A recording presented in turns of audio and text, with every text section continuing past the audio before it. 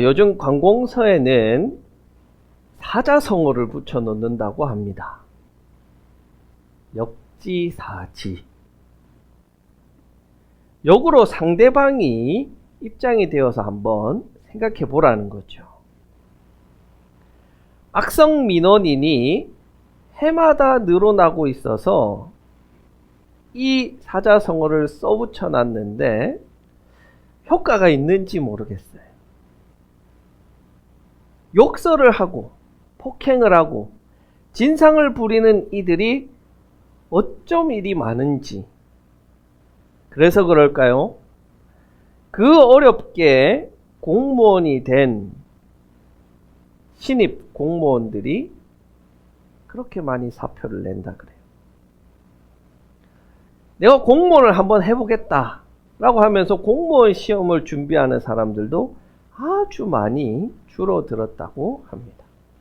심지어는 최근에는 그 악성 민원을 견디다 못해서 스스로 목숨을 끊는 그런 공무원 이야기도 우리가 뉴스를 통해서 많이 접하게 됩니다. 그걸 보면 참 이게 보통 일이 아니다 싶은 생각이 듭니다. 자기가 남에게 하는 행동을 자기가 그렇게 똑같이 당한다고 한 번쯤 생각해 본다면 좀 상황이 나아지지 않을까 그런 생각도 해봅니다. 우리가 계속해서 각종 규례와 법이 나오면서 참 지루했던 이 레위기에 이야기 하나가 등장을 합니다. 단 지파의 디브리라는 사람의 딸인 슬로밋, 이 여인이 이름이 기록되어 있다는 것은 참 대단한 일인데, 이 슬로밋이라는 여인이 아들을 하나 뒀는데 남편이 이집트 사람이라는 거예요. 여러분, 이거는 굉장히 이례적인 일이 아니죠. 왜? 아니죠. 왜?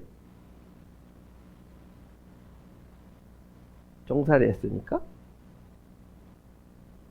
이스라엘이 출애굽할 때 이집트 사람들도 하나님의 능력을 보고 같이 출애굽하는 사람들이 많이 있어요. 그렇기 때문에 얼마든지 이 이스라엘 여인과 이집트 남자, 혹은 반대로 이스라엘 남자와 이집트 여인들이 혼인했던 것은 이례적인 일은 아닙니다. 그런데 그 아들이 어느 날 싸움을 하다가 해서는 안 될 일을 해버린 거예요. 하나님의 이름을 모독하면서 저주하는 말을 했습니다. 싸울 수는 있어요. 싸운 것 자체가 그렇게 대단한 일은 아닙니다. 그렇지만 이스라엘이 가장 중요하게 여기는 십계명을 어긴다는 것은 아주 큰 일이에요. 십계명 가운데 3계명이 뭐죠? 하나님의 이름을 망명되이 일컫지 마라. 이 사람은 뭐라고 했을까요? 뭐라고 했길래 하나님의 이름을 모독했다라고 이야기할까요? 하나님의 이름으로 널 저주한다 이렇게 했을까요?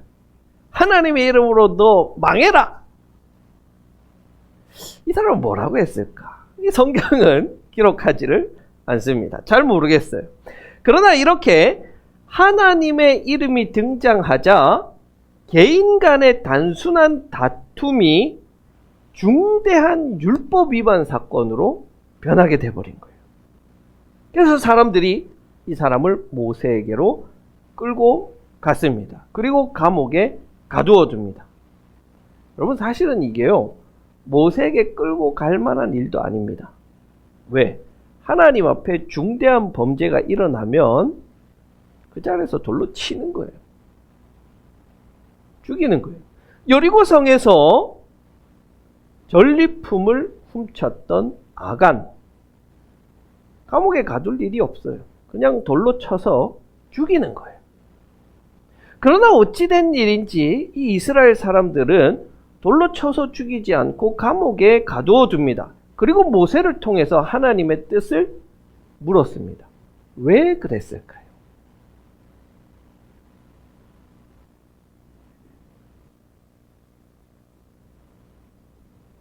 자, 이것은 이 사람에게 율법을 적용할 수 있냐 없냐의 문제가 있기 때문에 그래요. 이 사람은 어떤 사람이에요? 혼혈이에요. 혼혈이에요. 이 사람이 율법의 적용을 받는 이스라엘 사람이냐, 아니면 아버지처럼, 아버지가 이집트 외국인이니까 얘도 율법의 적용을 받지 않는 외국인이냐, 이 문제가 놓여 있었기 때문에 바로 해결을 하지 못했던 거예요. 한국의 경우에는요, 부모 중 누구든지 한 명이 한국 사람이고 두 부부가 정식으로 결혼하면 그 사회에서 태어나는 자녀들은 다 한국 국적을 가지게 됩니다. 그러나 혼외자일 경우는 이게 좀 복잡한데 엄마의 국적 법을 따르게 되어 있습니다. 그래서 엄마가 외국인이면 그 엄마의 본국의 법을 따라서 국적이 부여하게 되어 있고, 우리나라 법적으로는 엄마가 한국인이면 그 아이에게 한국 국적을 주도록 법이 되어 있습니다. 미국은 또 다르죠? 미국은 부모가 다른 나라 사람이라고 할지라도 미국 본토 안에서 태어나기만 하면 다 미국 국적을 줍니다. 그래서 한동안 원정 출산, 이 많이 문제가 있었죠. 여러분, 이 사람은 어떨까요? 이 사람은 이스라엘 사람일까요? 아니면 외국 사람일까요? 아니면 이도 저도 아닌 사람일까요?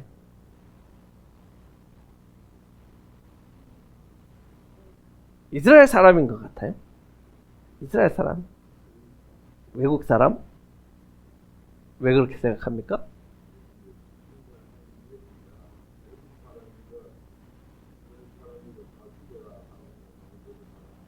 그렇죠? 이스라엘 사람이라면 굳이 등장하지 않았겠죠.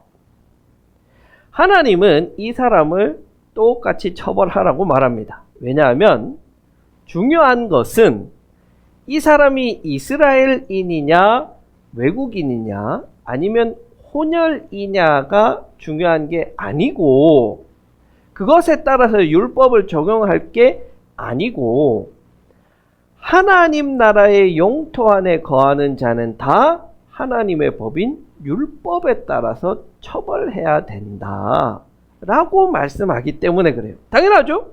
하나님 나라를 사는 자들은 하나님의 법에 따라서 처벌받고 복을 받고 해야 되는 겁니다. 그것이 하나님의 법이에요. 우리가 로마에 가면 로마법을 따라라 라는 격언처럼 하나님 나라를 사는 자는 인종에 상관없이, 성별에 상관없이 하나님의 법을 따라야 하는 것은 마땅합니다. 그래서 우리 하나님 나라를 사는 자들은 하나님의 말씀을 지키려고 노력하는 자들인 거예요. 그런데 문제는 우리는 하나님 나라를 살면서 동시에 세상 나라에 속해서도 살고 있다는 점이에요. 지금 성경에 나오는 이스라엘은요, 하나님 나라와 세상 나라가 같습니다. 이게 다른 나라가 아니에요. 종교가 곧 사회이고 종교가 곧 문화이고 생활이었습니다. 마치 이슬람 국가들처럼 종교와 세상 사이에 괴리가 없는 거예요. 종교법이 곧 사회법이기 때문에 그렇습니다. 근데 우리는 다르죠? 국가의 법이 있고 하나님의 법이 있습니다. 이것이 달라서 겪는 많은 어려움이 있습니다. 예를 들어서 제가 이 자리에서 하나님의 이름으로 여러분을 저주합니다. 그러면 어떻게 해야 돼요? 여러분은 저를 돌로 쳐 죽여야 돼. 돌로 쳐 죽여야 되는데, 그러면 여러분들은 국가법에 따라서 살인자가 되는 것이죠. 이처럼 세상과 하나님 나라를 동시에 살아가는 우리는 하나님의 말씀을 마냥 문자 그대로 지키고 실행하며 살아가는 것이 어렵다, 어려운 일이라는 것을 절실하게 느낍니다. 자, 그러면 어떻게 해야 됩니까? 이 둘 사이의 괴리에서 우리는 어떻게 해야 합니까? 누가 말하는 것처럼 하나님께서 다 책임져 주시니까 하나님 방법대로 해라. 그러면 하나님이 다 책임지신다. 돌로 나를 쳐라. 여러분, 그래서는 안 됩니다. 왜? 저는 살고 싶습니다. 자, 우리는 1차적으로 세상 가운데 살아갑니다. 대한민국 국민이고 김천시 시민이고 칠곡군 군민입니다. 세금을 내고 나라의 보호를 받습니다. 이 국가라는 것은요, 하나님께서 온전한 하나님 나라가 세워지기 전까지 세상의 질서를 유지하도록 임시적으로 그 권력과 권세를 부여해 주셨습니다. 로마서 13장 1절에 보면 바울이 이렇게 말합니다. 사람은 누구나 위에 있는 권세에 복종해야 합니다. 왜? 모든 권세는 하나님께로부터 온 것이며 이미 있는 권세들도 하나님께서 세워주신 것입니다. 예수님께서도 어떻게 말씀하셨냐면요, 우리 옛날 성경 버전으로는 가이사의 것은 가이사에게, 하나님의 것은 하나님에게. 이 말은 뭐냐면 황제의 것은 황제에게 돌리고 하나님의 것은 하나님께 돌려드려라. 우리가 국가의 법이나 권력을 인정해야 된다는 말이에요. 어떤 사람들은요, 국가의 권력도 인정하지 않고 무정부주의자가 되거나 군대 가기를 거부하고 교도소 가는 일이, 믿음 좋은 일이, 성경을 그대로 지키는 일이 아니라는 말이죠. 도리어 국가 권력을 인정하고 그것이 잘 세워지도록 도와야 하는 것이 우리 그리스도인들의 1차적인 책임입니다. 정치인들과 나라를 이끌어가는 지도자들을 위해서 우리가 기도해야 할 필요가 있습니다. 자, 그러나 그 권세는 임시적이다. 그 권세는 하나님 나라가 도래하기까지 임시적이다. 그 말은 완전하다는 말이에요? 불완전하단 말이에요? 불완전하다는 말이에요. 불완전하다. 완전하지를 못해요. 인간이 만든 것이다 보니, 인간이 통치하는 것이다 보니 불완전해요. 그게 얼마나 불완전하냐면 우리나라 국민이 지금 느끼고 있어요. 뭐를 느끼느냐? 대통령을 뽑을 때 국민 대다수가, 많은 사람들이 동의를 해서 현재 대통령을 뽑았어요. 잘할 줄 알았죠. 그러나 지금은 지지율이 20%가 되지 않습니다. 그 말은 뭐냐면 인간의 선택이 그만큼 불완전하다는 거예요. 불완전하다는 거예요. 그러면 거기에 따르는 국가 권력이랑 권세라는 것도 불완전하다는 말이에요. 무엇이 완전합니까? 하나님의 말씀은 완전하고 영원합니다. 시편 119편 160절, 주님의 말씀은 모두 진리이며 주님의 의로운 규례들은 모두 영원합니다. 자, 그렇다면 우리는 세상의 법을 지키고 세상의 권세와 권력을 인정하고 그것을 따라 주어야 하지만 그것이 불완전한 것임을 알고 완전한 하나님 나라의 법으로 그것이 점차 바뀌어 갈 수 있도록 노력하는 거예요. 세상의 문화를 인정하고 따르되 그것은 불완전한 것이기에 하나님 나라의 문화로 바꾸어가는 삶을 사는 것입니다. 그 두 가지 구체적인 사례를 오늘 본문을 통해서 우리는 찾아볼 수 있어요. 자, 먼저 하나님 나라는 어떤 나라냐면 자기가 한 말과 행동에 책임지는 나라예요. 하나님을 모독하고 저주하여서 처벌받는 것은 당연한 일이죠. 마땅한 일이에요. 그런데 그 처벌하는 과정을 하나님이 이렇게 말씀하세요. 14절입니다. 한번 같이 봅시다. 14절 같이 한번 읽어볼까요? 시작. 나 주를 저주하는 말을 한 그를 너는 진 바깥으로 끌어내라. 나에게 저주하는 말을 들은 사람들이 모두 그자의 머리 위에 손을 얹은 다음에 온 회중은 그를 돌로 쳐라. 진 바깥으로 끌어내서 그 사람이 저주하는 말을 들은 사람들, 그러니까 이 사람을 고소 고발하는 사람들이 머리 위에 손을 얹으란 말이에요. 안수를 하고 난 다음에 이 사람을 돌로 치라는 겁니다. 하나님의 처벌을 받는 자의 책임을 고발하는 자들이 지라는 거예요. 하나님께서 처벌은 하시겠다는 거예요. 대신에 그것을 고발한 너희들이 그 생명에 대한 책임을 지라는 거예요. 이 자가 하나님 모독했습니다. 하나님의 이름으로 저주했습니다. 고발해서 어떤 사람이 사형 판결을 받으면 그 고발한 사람이 이 사람의 생명에 대해서 책임을 지라는 말이에요. 여러분, 이게 당연하잖아요. 그렇죠? 당연하죠. 그게 무슨 이상적인 하나님 나라 법이에요? 당연한 상식 아니에요? 그런데 이 세상이요, 그 상식이 통하지 않은 세상이 되어버린 거예요. 1년에 무고죄로 입건되는 사람이 5,000명이 넘었습니다. 재판에서 위증죄로 입건된 사람이 2022년에 500명이 넘었습니다. 자기가 한 말에 책임지지 않고 재판정에서조차 서스럼 없이 거짓말을 한다는 거예요.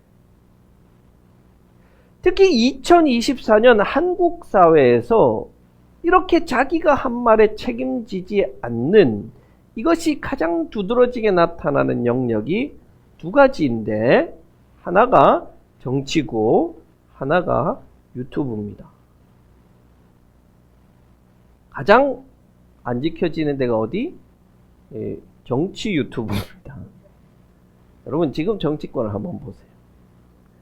서로 아니면 말고 식의 치부를 드러내는데 혈안이 되어 있어요.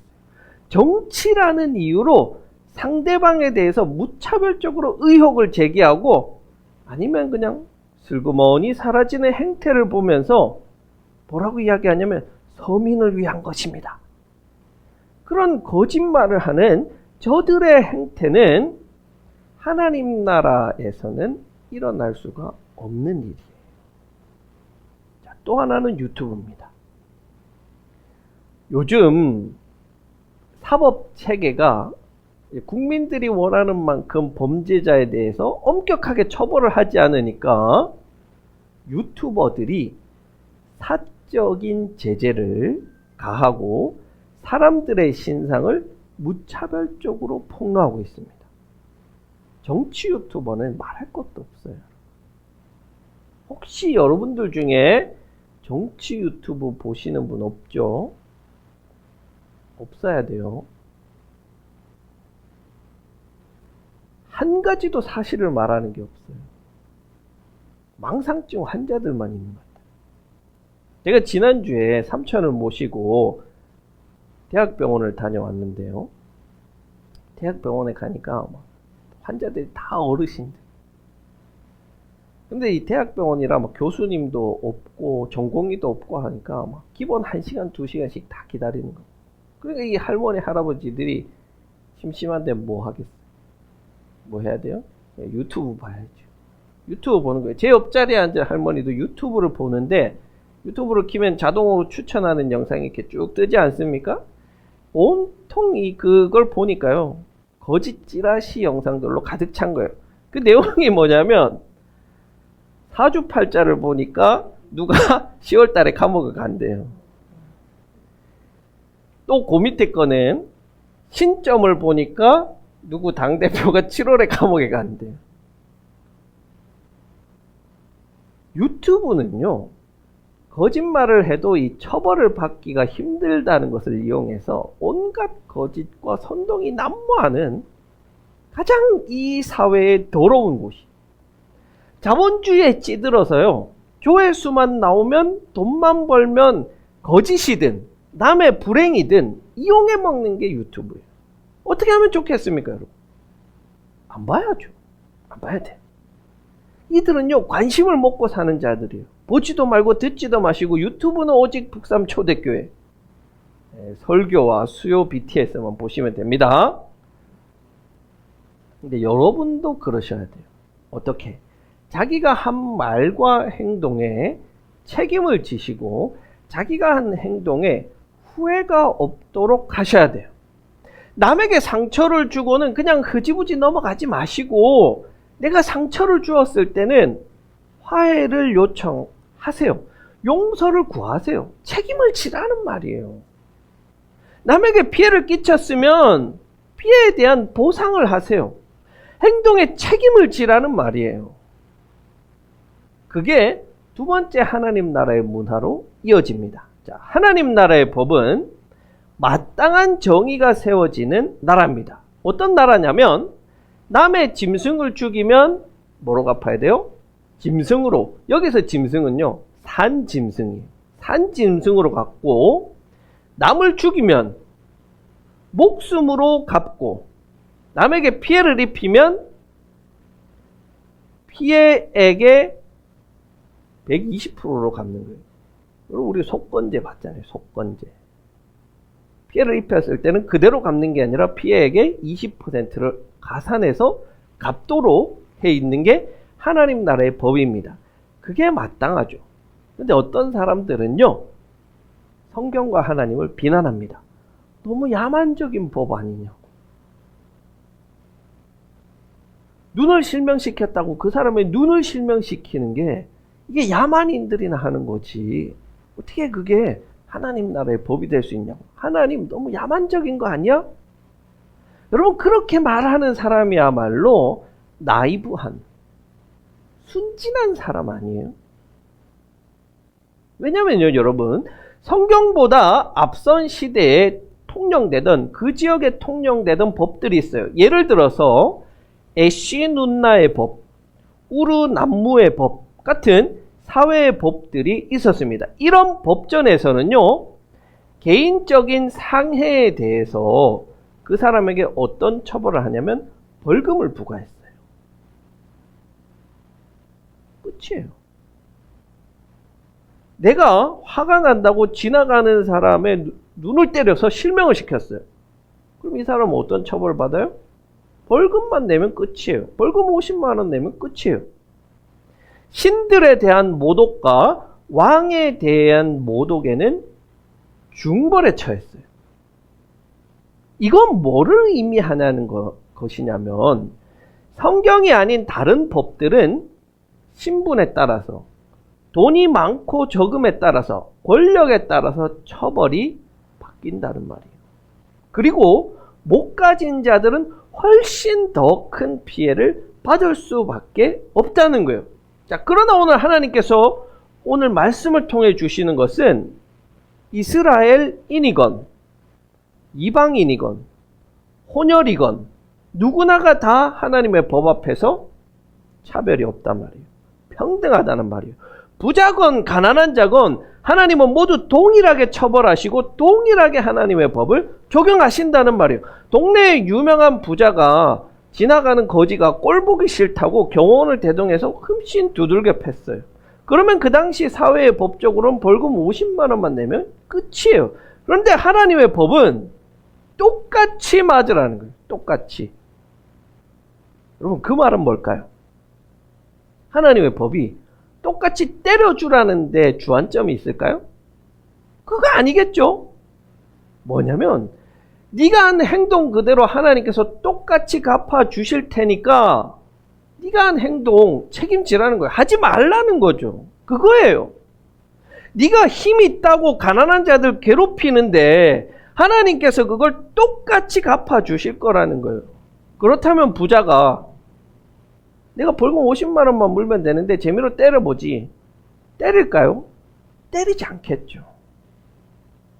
그래서 이 두 번째 이야기가 첫 번째 하나님 나라와 연결되는 거예요. 네가 다른 사람에게 화내고 욕하고 상처를 줬어? 그러면 하나님께서 그것을 똑같이 너에게 갚아주실 거야. 네가 타인에게 피해를 주고 갚지 않았어? 하나님께서 똑같이 너에게 갚아주실 거야. 그 말은 하나님이 처벌하신다가 중요한 게 아니고 네가 한 행동에 책임을 지라는 말이에요. 그리스도인들은 자기가 내뱉은 말에 책임감을 가지라는 거예요. 그래서 랍비들은 이렇게 말했습니다. 내가 타인을 재는 자를 가지고 하나님이 나를 재실 것이다. 내가 타인을 재는 자를 가지고 하나님이 나를 재실 것이다. 내가 상대를 대하듯이 하나님께서 나를 대하실 거라는 거예요. 하나님 앞에는 모두가 평등하고 상대와 내가 동일한 존재임을 기억한다면 나아가서 예수님께서 말씀하신 황금률, 너희는 남에게 대접받고자 하는 대로 남을 대접하여라. 그것이 본질적으로 통하고 있다는 것을 알 수 있습니다. 결국 동일한 처벌에 대한 강조는 이웃을 내 몸과 같이 여기라는 사랑과 자비의 마음인 거예요. 여러분이 가진 그 자는 어떤 자를 여러분은 가지고 계십니까? 아주 정확해서 한치의 오차도 없이 칼과 같이 날카로운 자를 가지고 계십니까? 하나님께서는 그 자를 가지고 여러분을 재실 거예요. 부드럽고 너그럽고 여유가 있고 남을 세워주고 용서해주는 자를 가지고 계십니까? 하나님께서는 그 자로 여러분을 재실 거예요. 불완전한 이 땅과 법에 완전한 하나님 나라의 법이 세워지도록 우리가 먼저 하나님 나라의 법을 세상 가운데 실천하여 나가며 살아가는 겁니다. 우리가 먼저 말과 행동에 책임을 지는 모습을 보여야 합니다. 하나님은 우리의 말과 행동을 보고 계시고 그것을 그대로 우리에게 갚으신다고 말씀하세요. 하나님의 은혜를 바라는 자들이라면 내가 먼저 타인에게 은혜를 베푸는 자가 되어야 합니다. 여러분 결단합시다. 노력합시다. 주의 말씀 의지해서 자비와 사랑을 베푸는 자가 되게 하시고 그로 인해서 이 세상이 조금 더 하나님 나라다워지도록 건설해가는 하나님 나라의 일꾼들이 되기를 간절히 축원합니다.